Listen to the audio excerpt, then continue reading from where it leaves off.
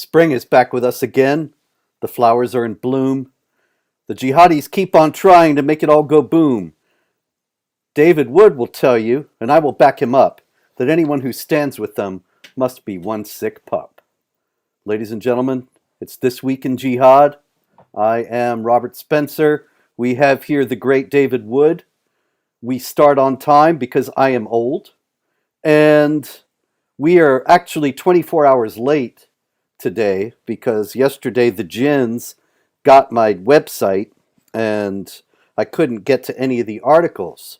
And so I thought I'd start out today by reminding you all that all the articles, a lot of people ask in the comments over the last few months, I see it regularly, people ask where they can find more information about the stories we discuss. So I wanted to tell you all of these stories are at jihadwatch.org, jihadwatch.org, which is updated many times daily with news and commentary on jihad activity of all kinds in all places. And so that's where you can get it all. David, good morning, good evening, and good afternoon. How are you, sir? Yeah, I have to confess, Robert. When you said Mahat, he was one sick. I thought you were about to say something else. You said one sick pup. I was like, whoa, he's about to say what? And then it was one sick pup. Okay. It had to rhyme with up. Yeah. Try it, David. I thought you were going. I thought you were going for near rhyme, and you were about to say something else. Write a poem like it. That's my challenge to you. And then I will admit that you are a prophet. Write one like it. Yeah, that's right. Nobody can do it, according to me, the judge. Yeah, guys.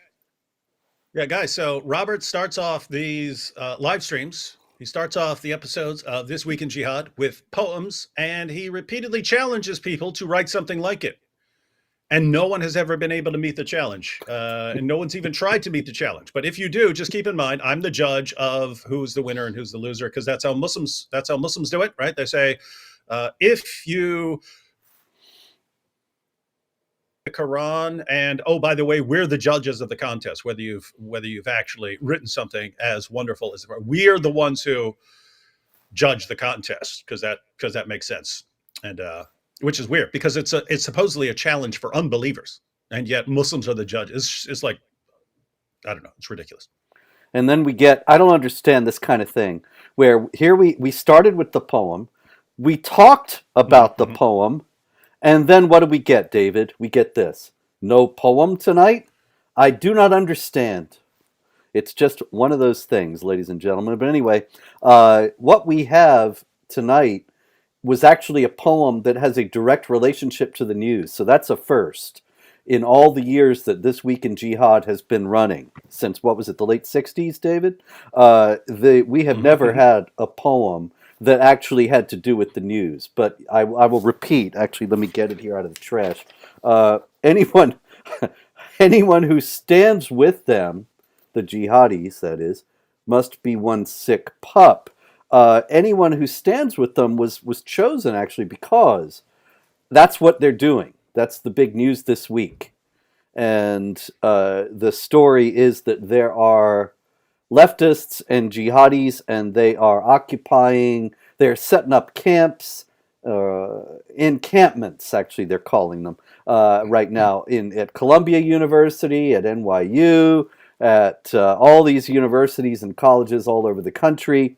And one of the most prominent people involved was Isra Hirsi, who is the daughter of Ilhan Omar, the distinguished congresswoman from Minnesota, friend of Mary Tyler Moore and Lou Grant. Yeah? That's not some weird thing where it's like her and her uncle or something, is it? No, that's not. Her uncle is not her dad. But you never know, because he was her stepfather. But in any case, Isra Hirsi is telling us all how the game is played these days, because she was one of the first. Before this really got out of hand, she was actually suspended from Columbia's Barnard College for her involvement in organizing the whole thing. Now, what's interesting about that is that she then got international headlines saying that she was homeless and hungry. Now, her mother is one of the most celebrated people in the country, and I just Hmm. doubt that Isra Hirsi, was really hurting for money. But she's saying she'd been cut off from her meal plan. She didn't have any food. She didn't have any place to live. And in any case, there's a happy ending because Isra Hirsi and her mom made a triumphant visit to the Columbia University encampment. I believe that was just earlier today. Maybe yesterday, maybe earlier today. But in any case, what's interesting about that, David, is that while all that's going on, and Isra Hirsi played the victim and was readmitted to the campus after she was suspended, after she was arrested, and her mother, who's a congresswoman, member of the United States House of Representatives, was there with her to praise the Must be nice. rioters who are praising Hamas. Actually, they're saying, "We are Hamas," and so on. Meanwhile, Shai Davidai, a professor at Columbia, who is Jewish and a defender of Israel, tried to get in. That you have one of those little cards that opens the gates, because Columbia, as you know, we both lived in New York, is not an area you want to be walking around the city in, and they have a locked gate, and all the students have these little cards to open the gate, and the teachers too. So Shai Davidai goes up to the gate, and he finds, oh, my right to enter Columbia University has been voided. He works there, but his card doesn't work anymore. The cops were standing there, the university security standing there. They said, no, you can't come in.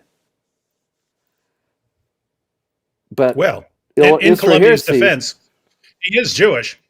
well, that's exactly what's going on. That's exactly Yeah. what's happening here. Mhm. And it's incredible that we see the whole thing in microcosm. The anti-Semitism of Islam being embraced by the left, the victimhood propaganda that gets so eagerly taken up. I mean, I was reading, in the New York Post, and it was at CNN everywhere. Isra Hirsi is homeless and hungry. Who are you kidding? Mhm. Congressmen Mhm. not only get their Yeah, it's ridiculous. $174,000 salary, they get all these gifts. They get all this graft and grift. It's incredible. Yeah, and her mom goes around speaking at all these places and gets endless trunks of money for going around Yeah. speaking. And oh no, they've revoked my school meal plan. I'm just going to starve in the streets. Yeah, yeah, you look like it, girl. But in addition to all that, um, is the hypocrisy is front and center. What were we told, Hmm. Robert? What have we been told for decades? Don't, under any circumstances, associate with something that those Muslims do with other Muslims. Don't. Yeah. You can't do it. Now, we always point out, no, we're talking about the ideology and how it leads to certain things. So we point out we're not saying, hey, whatever some Muslims do, all Muslims are responsible. We say the ideology is responsible when it actually commands these things. But for decades, we're told, hey, when you blame Islam, you're blaming all Muslims. You can't blame all Muslims for the actions of a few. What is everyone doing right now? Hey, any Jew on the planet, we're coming after you for what's going on in Israel. Yep. Nobody is doing that. Well, how can we contribute food to this poor girl, Robert? There she is with her mom, standing there at the gate of Barnard College of Columbia University. And yeah, I don't know. We maybe we could take up a collection. It's a shame this channel is demonetized, because otherwise we could just turn over the all proceeds from this edition to Isra Hirsi, because I know she's hurting. Yes. Otherwise, she's going to starve. And you Yeah. just can't miss. I mean, how sad and messed up this is, Robert. Because I saw it recently. Um, Bishop Marmari Emmanuel, Mhm. who of course was attacked in Australia, um, he posted a sort of follow up on how he's doing in the hospital, and it was interesting. He just the contrast between because he's an immigrant. He was born in Iraq. His Mhm. family moved to Australia, and so he gives. It's just a few minutes long, but he gives his update to everyone. He's still in the hospital recovering, and he starts by thanking Jesus, and then he immediately starts talking to the Christian community. Guys, don't get violent in response. That's not what we're called to do, and so on. And then he responds to his attacker, says, "I love you, I forgive you, you're my son, I'll always pray for you, and I forgive all those who put you up to this." And then he starts talking about Australia. Hey guys, make sure you don't, we don't want to cause problems for our country. We love our country. We're so thankful to this country. He's talking about how grateful he is to Australia for taking him in as an immigrant. But I mean, just the mentality there. Hey, I was attacked, but I don't want this to be used for retaliation. So guys, do not use what happened to me as an opportunity to retaliate. I do not want that. He talks to his community, right? After every Islamic terrorist attack, the Muslim groups, the Muslim organizations like the Council on American Islamic Relations, they lecture us. They don't talk to their community and say, hey, guys, we need to watch out what we're doing. We need to stop all these terrorist attacks. No, they tell us, hey, guys, don't you be retaliating against us. Don't you be associating that with Islam and so on. And then just you look at the you look at Ayaan Hirsi Ali and her daughter, and it's like you have a Ilhan country Omar. that Ilhan takes Omar. you in. Oh yeah, Ilhan Omar. Yeah, oops. Oh yeah, Ayaan Hirsi. Yeah, It's the Hirsi. Yeah, the daughter is named must be the Hirsi. combination. Yeah. Yeah. That's why that threw me off. The Hirsi. So Ilhan Omar. Yeah, Ayaan Hirsi Ali. She's awesome. Ilhan Omar though. Ilhan Omar and her daughter. I mean, the United States takes you in. All right, you end up as a refugee from Somalia. You end up as you go to Kenya, and hey, we're going to help you out. We're going to help you out. We understand you through no fault of your own. You're born in a place that has become a Sharia compliant hellhole with terrorist groups vying for supremacy and so on. We're going to take you in. And then our country is so oppressive that you an immigrant can actually become a congresswoman here. And your daughter goes to the finest places and lives the finest life. What do? Everything is evil, and it's a horrible, evil place founded on genocide, and you use the opportunity to try and exterminate Jews. Yep. Very different. I'm just very different from what we see from Bishop Marmari Emanuel. I just wanted to point that out. Another very interesting story connected to Marmari Emanuel. In the first place, I actually wanted to point out that 7 young Muslims in Australia have been arrested now in connection with the attack on Marmari Emanuel. So it was not just the one teenage young man who said that who was shouting Allahu Akbar and said he was doing it because Marmari Emanuel had insulted his prophet. But also, the government of Australia ordered X, that is Twitter, to take down the video. It looks as if there's a full court press from the elites to deep six this video. And so last week's show, David, that was the Marmari Emanuel edition of This Week in Jihad, and I put up a photo of the attack, even though we didn't show any video of the attack. I don't actually know how to show video. I should probably learn that. But in any case, didn't show any video of the attack. You've got a program. Right in front of you. Okay. One day I'll learn it. Click play. Wow, how esoteric. Anyway, I did not show the video. There's no video in the broadcast, but there is the still photo on the cover of the attack. And so I got a message from YouTube saying, we're age restricting this because of this photo of the attack on Marmari Emanuel. So got the Australian government telling Twitter to take down all the iterations of the video. And you've got YouTube age restricting the video from last week, and probably others because they have the images. But Marmari Emanuel himself said, no, I disagree. I think the video should be out there far and wide because he wants people to understand what is going on in the world and why this kind of thing happened. But, it doesn't seem as if that's the way the world is tending at this point. Yeah, and I mean, it's really, this is disturbing.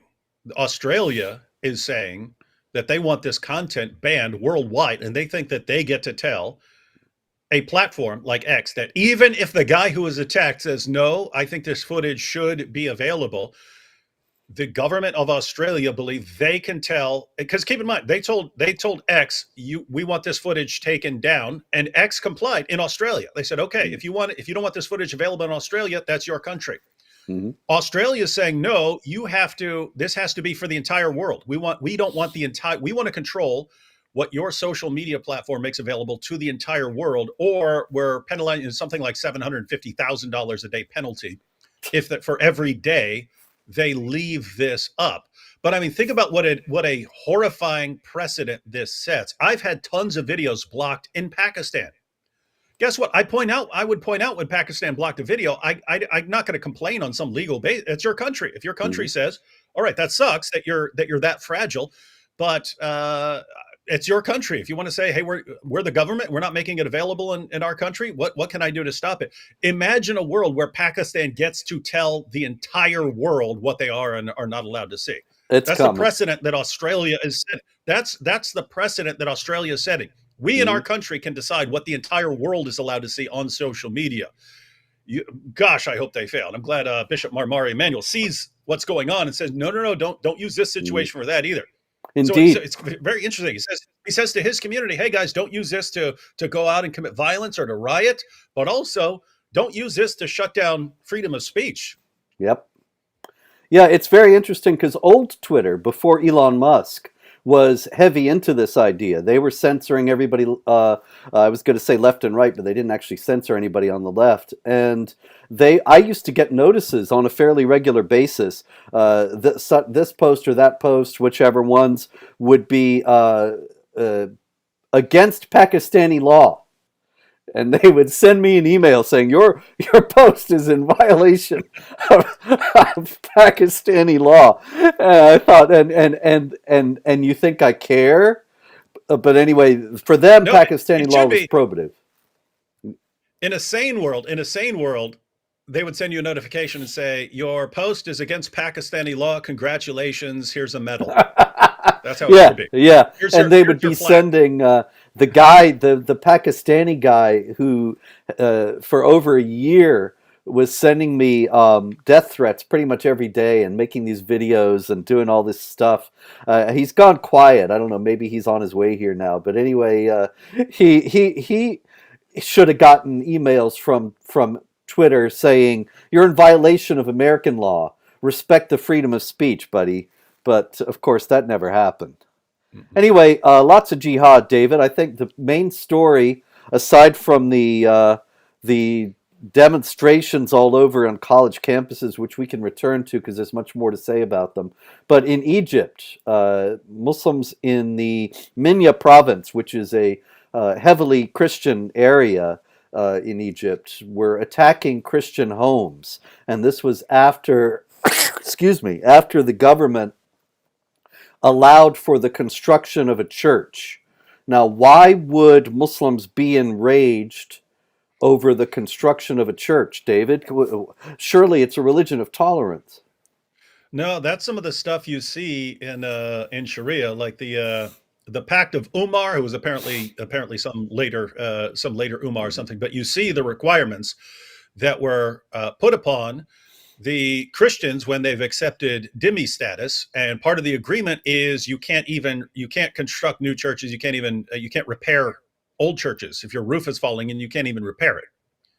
Indeed. And so the idea is, and I mean it's evil, but it's brilliant. It's, hey, you're going to pay us money in acknowledgement of your inferiority, and we're going to allow you to be Christians, but we're going to put all these conditions upon you that reduces your community over time, that crushes your community over time. So you can't repair a church. So that's great. Have your church. The roof will eventually start caving in. You're not even allowed to fix it. So we're setting this up so that your community eventually dies out. And it worked. It worked. Egypt was 99% Christian when the Arabs invaded, and now it's 10% Christian. Where'd they all go? They're still there. They're just the Muslims are the descendants of the Christians who converted. And they did not convert because Islam was wonderful or they were convinced by Dawah boys. They converted because it was so crushingly difficult to live as dhimmis in an Islamic state. And all they had to do was convert to get out from under all that. Yeah, and I asked, so Me and AP were getting tattoos at a Coptic tattoo shop and so on. But the Coptic Christians, they put tattoos on their kids, and I was hearing about that, and I was like, gosh, they're like, yeah, we put tattoos on like 2 year olds and stuff like that. We put Christian tattoos all over, and I was like, what? That sounds so weird. Then a Coptic Christian, because I was mentioning this in some stream or something like that, and I was like, gosh, that's weird. They tattoo even kids. And someone sent messages. They said back in the day there were so many kidnappings where you have a kid and the Muslims just go up and take your kid. And so we started putting Christian tattoos all over our kids for identification purposes, so we can say, no, that is most definitely not your kid. That is most definitely that Yep. kid is covered with cross tattoos. That was not your kid. Stop lying, as a defense against the kidnappings. Yep. Yep. There you go. And this is the history. People don't realize these kinds of things. They don't have any idea what it was like to live under the rule of the Islamic State, of any Islamic state. And so this was an extraordinary way to live, that the daily existence being so incredibly precarious that they had to resort to such a thing. David, I'm having more technical difficulties here. Oh, here it is back. I don't know what's happening, but I lost all the stories for the week and then they came back. I do not You're understand having this. technical difficulties. Everyone, I don't know if Robert has the links in the description box, but support this man on Patreon so he can upgrade his 15-year-old equipment here. Yeah, thank you.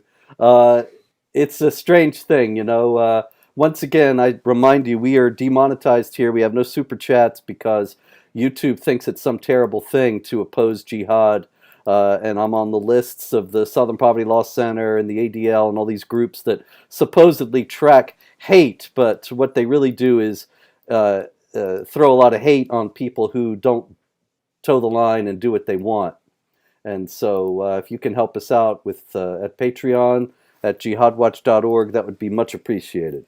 Anyway, some of them are coming back here. So let's go to, oh yeah, this is a good one. This one is one we actually talked about before, but the trial has happened now and the lady pleaded guilty. This is Sitar Mazar Khan, and she lives in Kingwood, Texas, near Looks Houston. happy. And she This just, looks like she's a bundle of joy, you can tell. yes, she pleaded guilty to beating, choking, and burning her 14-year-old daughter last October. And she just pleaded guilty this past week. And it was because she saw her on social media and she was not wearing a hijab, the daughter. And then she burned the pita bread. And so she forced her daughter's arm onto the hot oven rack and causing it to be rather seriously burned. And so she just pleaded guilty. And you know what, David? She was sentenced to 100 hours of community service, and she has to donate $100 to the Houston Food Bank. And this is the best part. She has to stay away from drugs and alcohol and take an anger management course. Now, I submit to you, sir, that none of that has anything to do with what Sitar Mazar Khan did.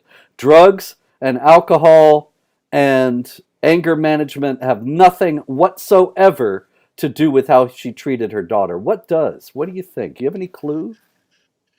Yeah, it's I mean, we can be somewhat glad that she didn't actually kill her daughter in an honor killing, because we know that sort of thing happens. But you have these situations where if a girl is behaving un-Islamically, they start putting her in the apostate category, and that's how they can justify honor killings from an Islamic perspective. You've got the four schools of Islamic jurisprudence. Three of the four say you kill a female apostate just as you would kill a male apostate. The other says no, you don't kill her. You definitely take some steps to make her return to Islam.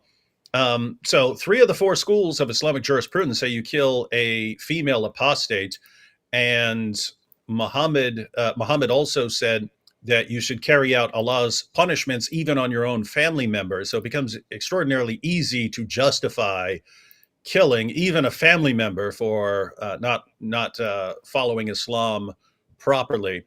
But yeah, so hey, my daughter is not wearing a hijab. I mean, keep in mind, what do you see in Iran? You punish people horribly. You punish people horribly for not wearing a hijab, not behaving Islamically. And guess what? You don't think you're doing something bad here. In your mind, you're doing something good. I'm helping her. I'm showing her that there are consequences for not being a good Muslim. And the response is what? Community service and drug and alcohol counseling. Yeah. Like she Why? was drunk. Because the courts are used to the idea that that's what's happening when parents are abusing their kids, probably drugs or alcohol or anger problem or something like that. Not that the parent has some ideology which is causing her to treat her child this way. Yep. And so it's just astonishing to me. I think that's kind of in microcosm what's wrong with the entire approach of the West to the problem of jihad. They keep forcing jihadis into preconceived categories that have nothing to do with jihad and everything to do with Western activity, Western behavior. So they have these guys that, for example, like the rape gangs. And nobody has dared in Britain, even though the rape gangs went and preyed on thousands of non-Muslim girls in Britain for years.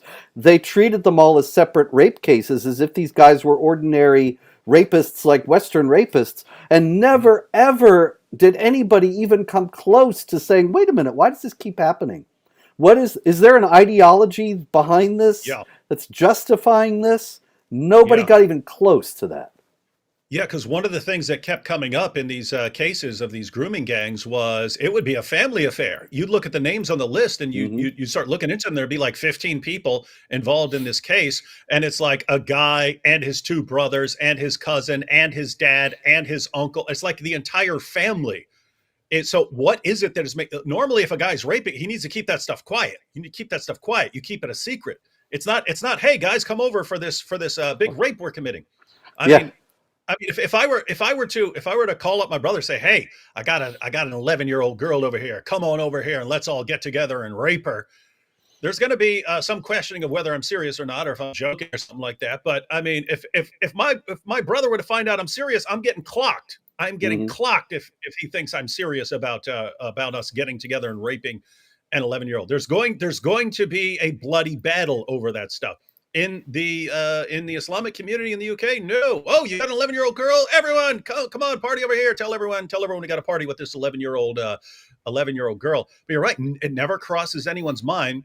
Let's look into the ideology and see what it is that is convincing all these guys that it's perfectly acceptable to treat non-Muslim little girls in this way. Not only does it not cross anyone's mind, when people are shouting from the rooftops, we can explain to you exactly why this is happening. We can show you from their sources exactly why this is happening. You're the evil one, which is weird because guess what? If it were if whoever's blocking the criticism, if it were their political rivals who were doing this, they would say, we need to look into their ideology. If it were their political rivals who are drugging and pimping and gang raping little girls, they would all say, we need to look into this. We need to really get to the bottom of this. Islam, not so much. Can't talk about it. Yep. It's just, it's not even close. There was, I believe I mentioned this last week or a couple weeks ago, but it's worth repeating that there was a politician in Britain, Sarah Champion, who was part of the shadow cabinet, the opposition in Britain. I think it's kind of a cool idea. They put people in place as if they're the alternative government, that you would get these people if you vote out the other people. And she was actually fired from her job in the shadow cabinet because she said, a lot of these rapists, they're Pakistanis. And that's true, but that's not why they ain't doing it because they're Pakistani. And nobody dared come close to the real truth. But anyway, man, it's just the jinns are really out tonight. But I still got some stories here, and I think we still got plenty. I also wanted to note another thing, David, that's actually in the same line, that we're talking about how the Western authorities misapprehend the phenomenon of jihad in so many different ways. And so one of them is the rape gangs, and another is the phenomenon of jihad violence itself, and the fact that every jihad plot, every jihad attack is a discrete, separate incident of criminality, and nobody ever discusses why this keeps happening among this certain demographic. And so, for example, I saw you note on X the other day that Marmari Emanuel was stabbed by a 16-year-old boy. And now we have the 7 others who were arrested who appear to be around roughly the same age. And they are also young Muslim males. And Yeah, and then, I said that in regard to the 16-year-old in France, and exactly, he that's what was I'm leading arrested up for to. plotting a terrorist attack. Yeah. At the Paris Olympics, 16-year-old boy, he said he wanted to die as a martyr for the Islamic Caliphate. And nobody minds. Nobody says, "Wait a minute, what's getting into all these 16-year-old Muslim boys?" And nobody ever wonders about it. And Mm-hmm. it's the denial and the willful ignorance. It's astonishing. It's just at off the charts levels here. All right, Yeah, yes, sir. pretty bad. Oh yeah, I mean, I don't even know how they're going to handle the Paris Olympics coming up. Like, how are you even going to handle that? You've got a ton of jihadis in your area who would love to make a name for themselves. You're already catching glimpses of them in the plots. I don't know. My goodness, would you even want to go to the Olympics at this Not a stage? chance. No No. way. I mean, I would be figuring, in the first place, the cops are going to be there, armed to the teeth. It's going to be kind of an uncomfortable atmosphere to start with. Olympics in a police state. And then you never know because the authorities are so clueless, they still might end up pulling off a jihad attack or two. And also, there's daily jihad in France. Here's one. This is the cathedral in at Metz. Metz being a city in France. I don't know if they have a city called Yankees, but they have a city called Metz. And in Metz, at the cathedral, the these teenagers, they went in. They were having a concert in the cathedral of Bach. Bach concert, very very exalted, highly refined spiritual music. And what do you think they did, David? They yelled something. What do you think it Uh, was? Peace, love, goodwill towards men, something along those lines. Yeah, that was exactly it. No, what they said, of course, was Allahu Akbar, which, of course, is no surprise to us. But what's interesting is that they caused a panic. And I think, Why? Bigots. yeah, exactly. Exactly.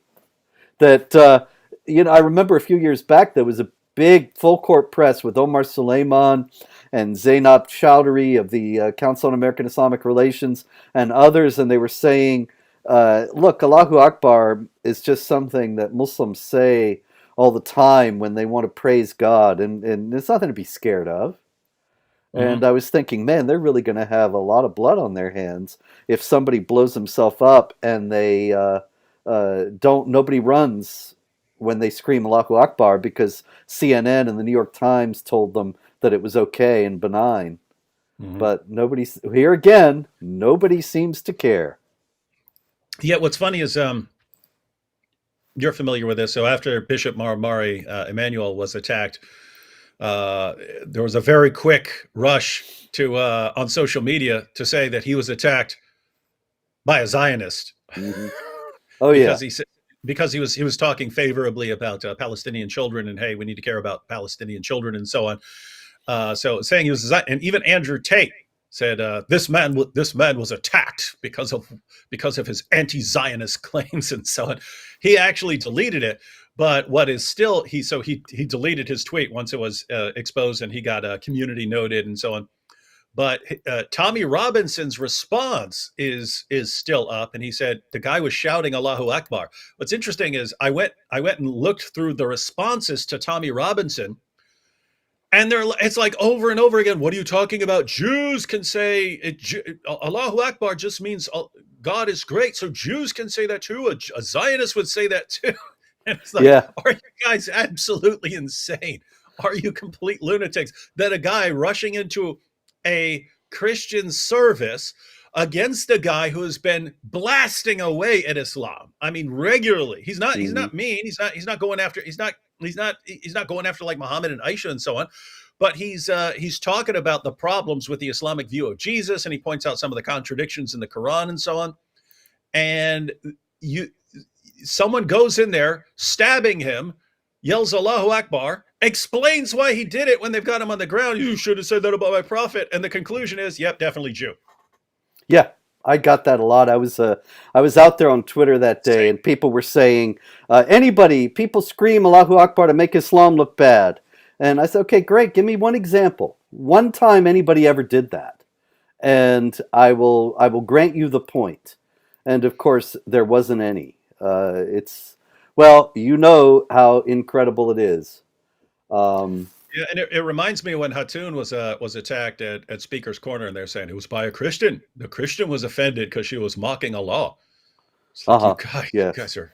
On the one hand, after every attack, you guys thump your chest. You see how strong we are, and on the other hand, no, it wasn't us. It was someone else. What is this? What is this religion, man? Oh man, yes. In Italy, let me see. I think I have the picture of that, but everything is discombobulated today.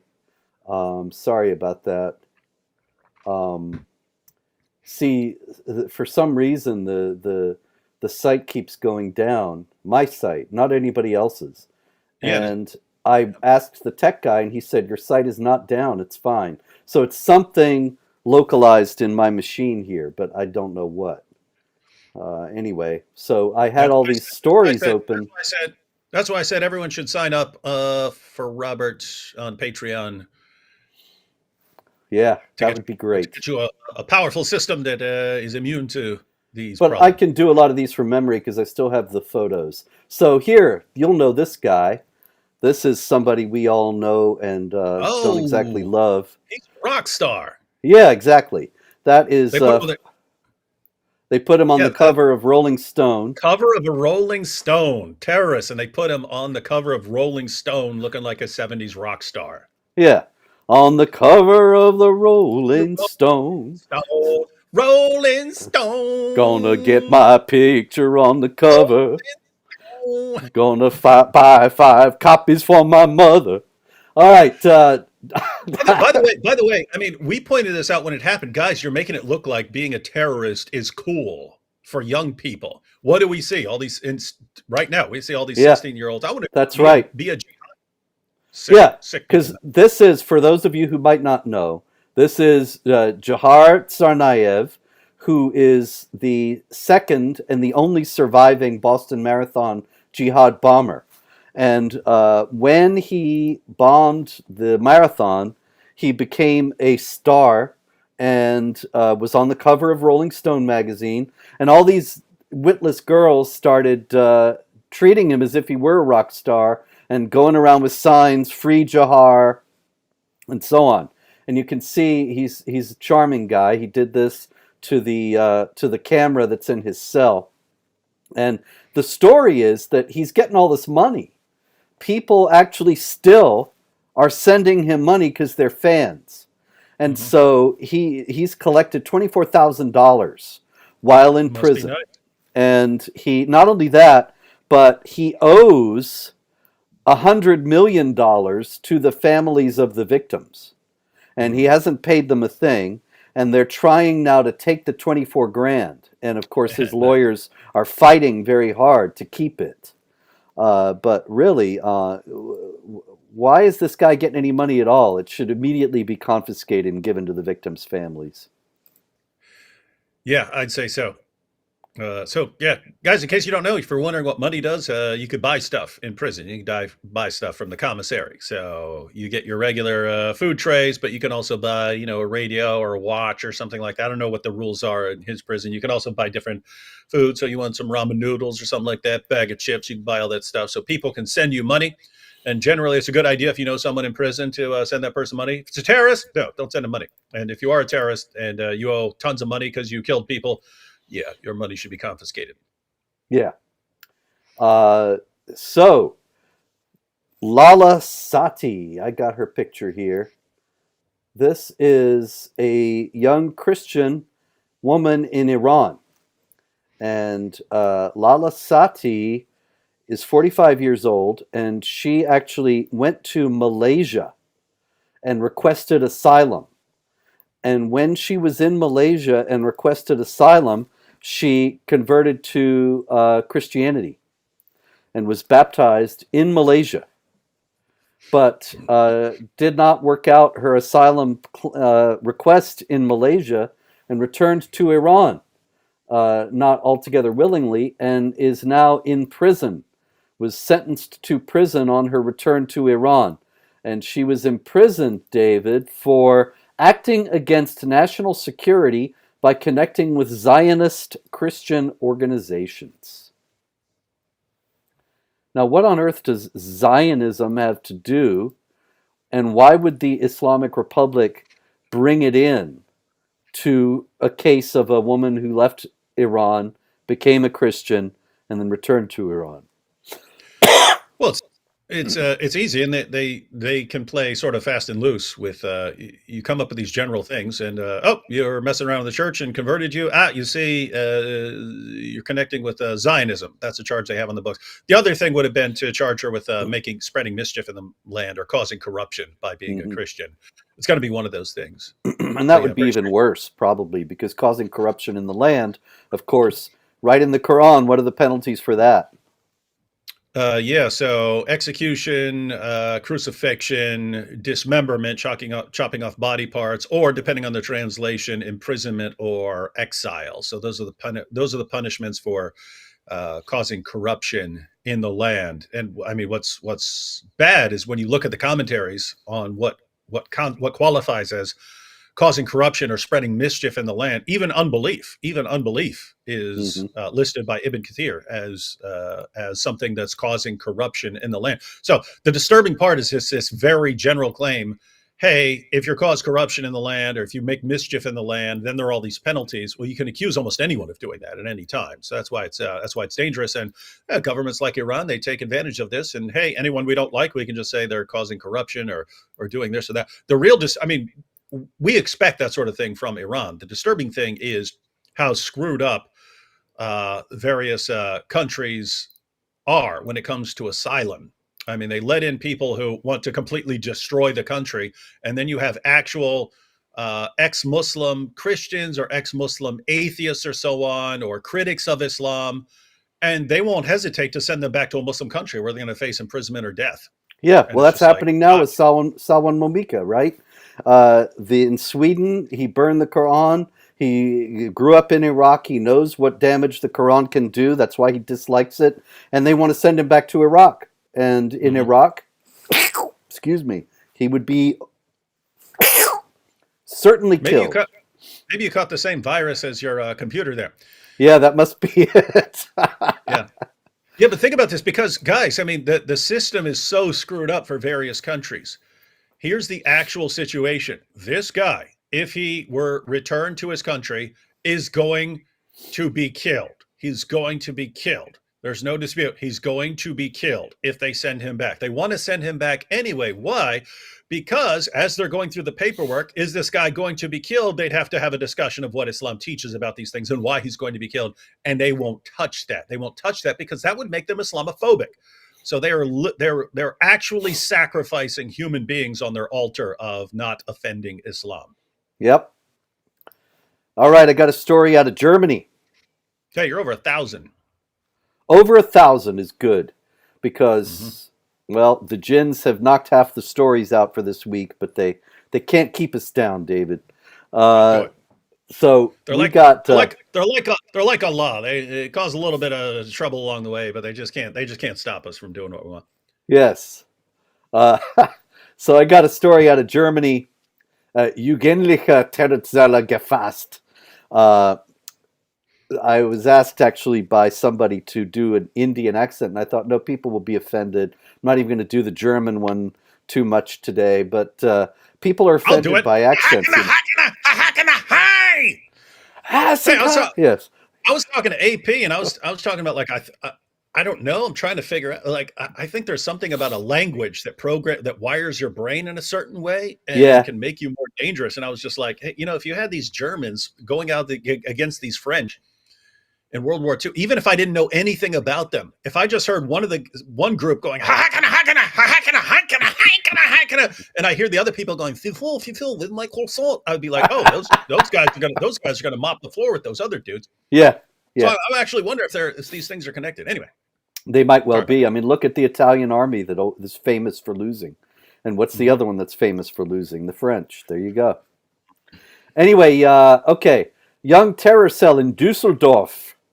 And it's interesting to note that the German language story says in English, but people outside the church who were described by the young people, that is the plotters, as Kufar, in quotes, were also to be killed.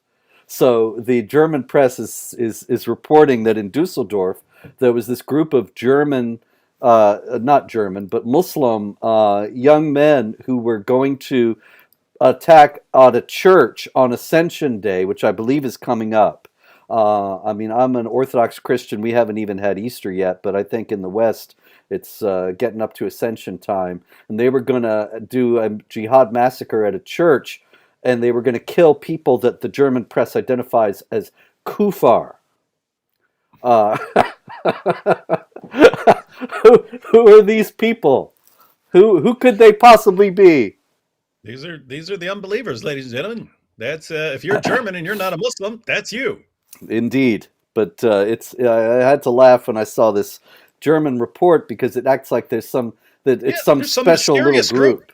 There's some Yeah, mysterious little group that they're going after called Kufar, and yeah, we don't know who these people are, but yeah, if you're not in that group, don't worry.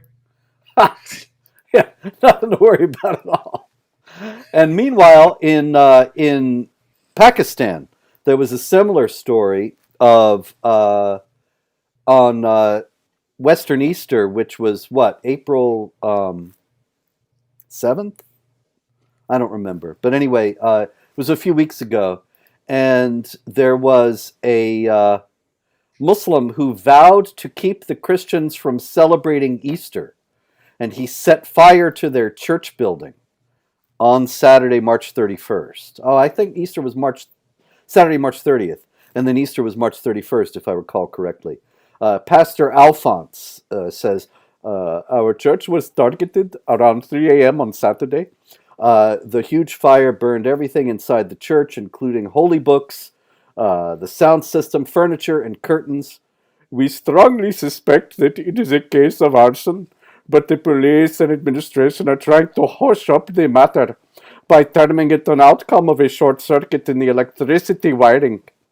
But they say that there's nothing wrong with the electricity, and there are no gins like there are in my machine here, and so Well, they say it's arson. well, I've been in a lot of live streams, and this is officially the most racist. Great. Now we're going to get even more strikes from the YouTube. But that was Pastor Alphonse in Pakistan. Okay, let's see what we got here. Oh, in Myanmar, David, in Myanmar, It's called home. Burma. It was called Burma, but they got tired of all the Burma shave jokes, so it's Myanmar now. Nobody talks about Myanmar shave. So in the Rohingya, the who are jihadis, they have taken hostage 1,600 Hindus in Myanmar and 120 Buddhists. 1,600 Hindus and 120 Buddhists. What do they want to do with all these hostages, David? What's going on with this hostage business? Um, well, it could be a couple of things. They could do horrible things to them. They could trade them for stuff, make demands, and so on. Yep, they could. There are specified several things you could do in Quran chapter 47, verse 4. You can free the hostages outright, you can enslave them, you can kill them, or you can set them free, depending on what's good for Islam. So probably it's a fundraising tool. Hey, in light of our being strapped for funds here at Jihad Watch, David, maybe I should take some hostages. Yeah. Hey, so I'm telling you, Robert, someone could put together a few clips of this live stream and just to show you. Yeah, but it would be funny. It would be a funny way to go out. It would be a funny way to go out. Yes. Okay, this is, where is he now? I know I've got him here. This is Raheem Boateng. Do you know Another barrel of Raheem? joy there. I'm sorry? I said He, another bundle of joy there. yeah, he's a big star in Germany. Yeah, he is big star. Und he's a college student, actually, although he's 26. So I don't know what the deal is with him being in college in Well, he probably said he was 26. 12. Yeah, that's probably it. But he is in Hamburg, and he is the intellectual leader of radical Muslim group in Hamburg. That he's been openly calling. He's got this guy has tens of thousands of followers on social media. He's a big star on the YouTube and the Instagram, and he's calling openly for the establishment of an Islamic caliphate in Shocker. Germany. Yes, and so that's Raheem. Weird how those Germans, as tough as they are, will tolerate anyone who starts rising up saying, "Hey, we need to subjugate the entire world." Yeah, well, there are some similarities. Both groups, the Nazis and the jihadis, they hate Jews, That's why they and got along so well. yeah, there you go. So Raheem is right there. Probably a lot of people think, oh, here's a here's a guy. We've heard this kind of thing before. We like this sort of thing. Also in Germany, we had. Whoops! Oh, there it goes again. Hold on. Let's see. Oh, I got it back, David. This time. It's touch and go, ladies and gentlemen. It's touch and go.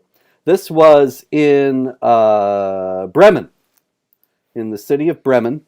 There was a Somali migrant, and in Bremen, he on his 23rd birthday, he called up the police. And what did he say, David? He said, "I just killed my sister. Do you understand?" And that's actually one thing we can be sure that they would have to answer no to. They do not understand that kind of Verstehen thing. Sie? Yes, exactly. Exactly. I know Schwester, nothing. verstehen Sie? So he said that he stabbed her to death in the name of restoring the family honor. He said, "My sister is trying to be a slut. I can live without a future, but not without honor." And I'm guessing that was not a question on the immigration papers. You would guess correctly. They just don't have. So you can't ask, hey, when you're coming from whatever country, Afghanistan, Pakistan, whatever, Somalia, whatever you're asking, you can't say, hey, do you believe that if your sister gets out of line, you can kill her? Can never No, be they a would question. never. Can't They be, wouldn't hey, dare. do you believe it's acceptable for you to rape and drug and gang rape and pimp 11-year-old non-Muslim girls? You just can't ask these kinds of things. And because you won't ask them, you keep importing people who believe these things are not just okay, you are required. You have a moral obligation to murder your own relatives if they get out of line. And you won't even so much as ask them. You won't even so much as ask them if they believe these things. But you find out once you bring them in, then you find out, nope, they do believe these things that we didn't ask them about because we're They just stupid. assume they're all secular Westerners, that they're exactly like The whole world is. The whole everybody world is. here. Yep, It really sucks that so many people have to die because of stupid ideas in stupid people's heads. it's true. And that's what we're having on a grand scale, the whole demise of Western civilization because of stupid ideas in stupid people's heads. It's incredible. All right, I got a story out of Uganda, David. And interestingly enough, now that we're winding down, the gins have released the website and the stories are coming back. I don't understand this at all. But anyway, okay. In Uganda, story on Western Good Friday, which I believe was in late March once again. And there was a preacher, Timothy Wambi, 26-year-old preacher, Christian preacher, father of two children. And on Good Friday, he was conducting outdoor services and he was preaching. And a couple of Muslims came and they said to him, "You are not allowed to preach during Ramadan." And so they attacked him and they beat him savagely with sticks. He probably would have been killed were it not for the fact that somebody else came along, one of the other Christians, and he was able to alert security personnel in time. But it's interesting to me that it was on Good Friday, which of course is a holy day for Christians, and he was preaching, but the Muslims didn't care about that. They only cared that it was Ramadan, and the supremacist assumption is in place. You have to conform to Muslim sensibilities, not the other way around. Yeah, and it is just really interesting that somehow, if you're a Muslim, it gets ingrained in your brain. You get to tell the rest of the world how they're allowed to behave, and it becomes from a Dawa perspective, we're supposed to rule the world and take over the world, and we're supposed to rule over the kuffar. And the rest of us are looking, going, "What makes you think that you should be ruling the world?" And they're like, "We're looking at you. What do? You destroy your own countries, you turn them into Sharia compliant hellholes, and then you all flee these Sharia compliant hellholes, and then you go to other countries and then tell them, here, we get to rule over you. We will burn your countries to the ground regularly. We will riot and complain and set up encampments and everything else to show you that we're the responsible ones here who deserve to be ruling over everyone else in the entire world." Exactly. So I got But to. it's everything, right? Hey, you're a Christian. You can't preach. We say, what? Well, why can't I preach? Because we say, oh, you're eating on a bus. You can't do that. Why? Yeah. Because we say, look, we get to rule the world.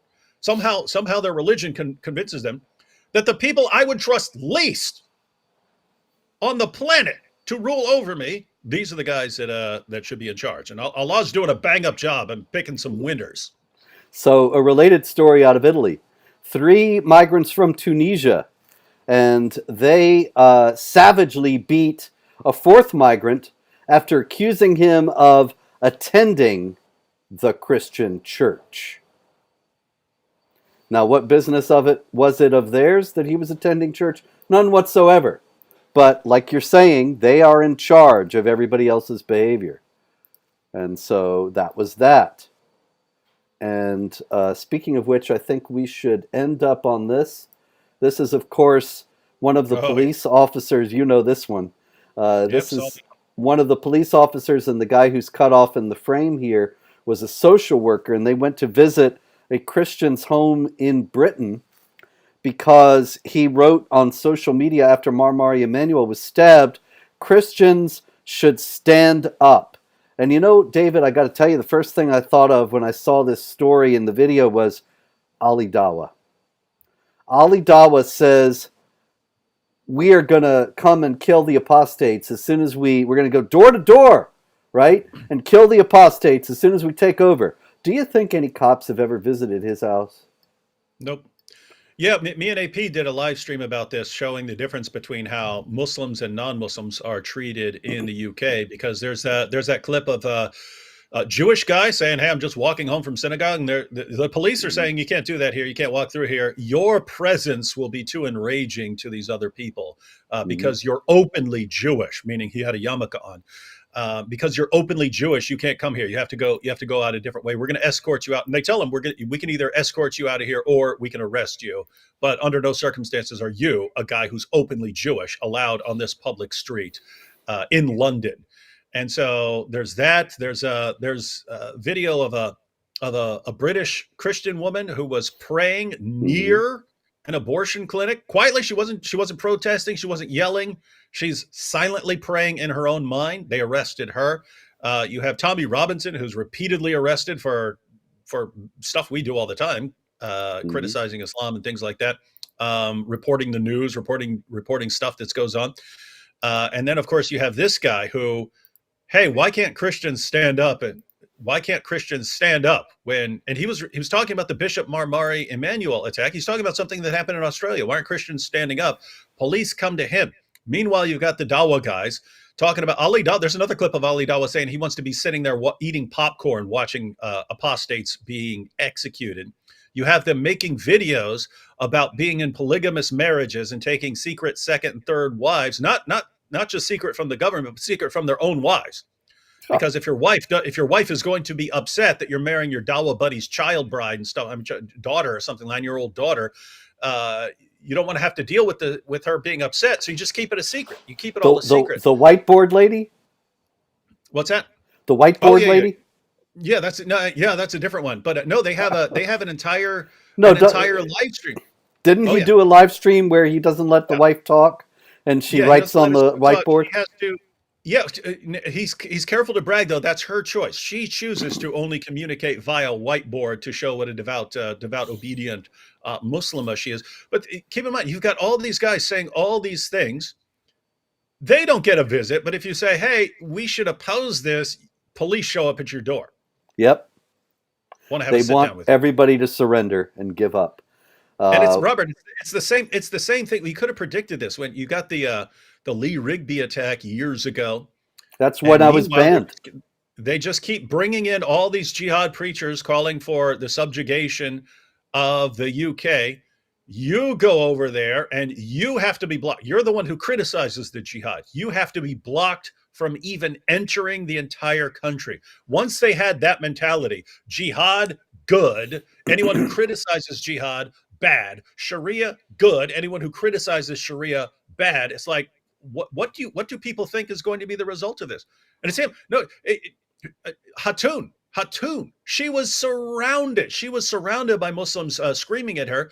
Police showed up and arrested her. They pull her out of the middle of these guys and they arrest her to appease the mob. Well, guess what? The mob is growing. If your police are already hell bent on not offending them, even if they're gang raping little girls, you don't criticize them. You don't criticize them. If there's dozens of them surrounding a Christian woman, you target the Christian woman. If there's a Jew, you don't worry about the safety of the Jew. Worry about appeasing the mob who would be offended at the presence of the Jew. It's like, gosh, you guys are done, man. Stick a fork in you. Oh yeah, oh yeah. I've been saying it for years, and I remember people would get really mad when I was saying in like 2002, Britain is finished. But the writing's been on the wall for a long time. I got nothing to retract. Anyway, nonetheless, it ain't over till it's over, and even when it's over, we will still keep on fighting for freedom. They might take over, but they're not going to have an easy time of maintaining power. There will be all kinds of people standing up at that time. I'm not talking about violence. I'm not talking about illegality. Well, illegality in an Islamic regime, but I'm not. I'm just saying that they will never extinguish the human spirit. David, thank you. A lot more jihad, but we will leave it there. We can hope there won't be any next week. But if there is, we will likely be back. Until then, pray, hope, and don't worry.